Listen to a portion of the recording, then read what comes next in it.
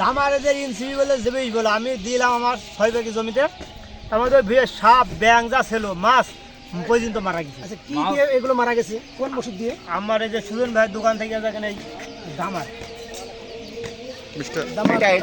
দেখেন, হ্যাঁ হ্যাঁ এই বিষ। আচ্ছা দেখান ভালো করে ভাইকে দেখেন। এই বিষ দিলাম তো তাতে মানে আমি ধানের ভয়ে 20 দিন হইলো যায়নি। আমার এখানে নানা আছে ফজল নানা, ওখানে ওইরো 4-5 বিঘি জমি আছে, ও দিল আমি এসি আমি বললো যে নানা এই ব্যাপার বললো যে ঠিক আছে। আমি আবার এই সুজন ভাইয়ের সাথে আমার পরিচয় বললো এই বিষ নিয়ে যাও দিন তুমি নাকি এই বিষটা দিই।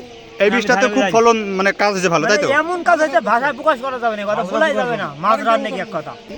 যে এটা হচ্ছে কোন কোম্পানির ওষুধ আপনি জানেন?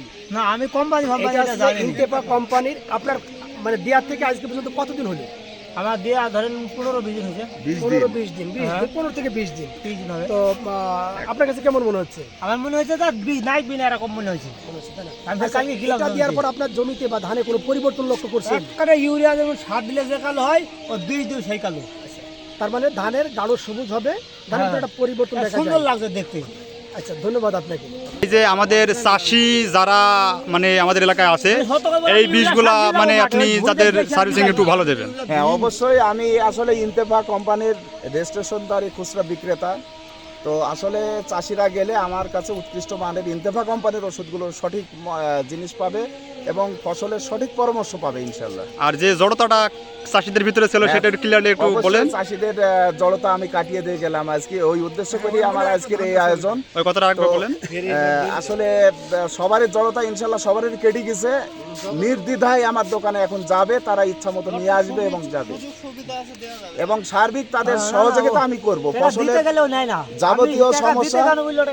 এবং আমাদের প্রতিনিধি আছে মাঠে, যদি কোনো সমস্যা হয় তারা প্রয়োজনে তাদের ফসলও দেখতে যাবে। ঠিক আছে, সার্বিক সহযোগিতা আমরা চাষিদের করব।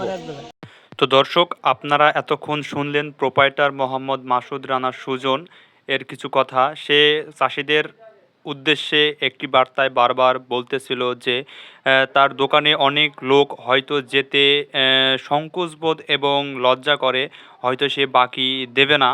এজন্যই সে তার সংকোচটা কাটানোর জন্য আজকের এই আলোচনা সভা চালু করেছে এবং সে চাষিদেরকে বোঝাতে চেয়েছে যে সে চাষিদের পাশে আছে এবং সর্বসময় যে কোনো প্রয়োজনে চাষিদের সব ধরনের মালামাল দিতে সে প্রস্তুত। এবং তিনি আরও চাষিদের ক্লিয়ার করে সুন্দরভাবে বলেছে যে তার দোকানে তেল, সার, ডিজেল, মোবিল এবং রাসায়নিক সকল দ্রব্য তার দোকানে আছে। সে সকল ধরনের দ্রব্য চাষিদের জন্য সদা প্রস্তুত রেখেছে। সে অন্যান্য ফসলের পাশাপাশি সব ধরনের বিষ সহ রেখেছে এবং দেখা গেছে যে চাষিদের পাশে থাকার জন্য সদা প্রস্তুত। তিনি আরও বলেছেন যে প্রত্যেক বছরে তো আমি হালখাতা দিয়েই থাকি, সেখানে তো গরুর মাংস থাকেই। তো যাই হোক, আপনারা প্রত্যেকে যাবেন এবং আমার দোকানে পণ্য কিনবেন।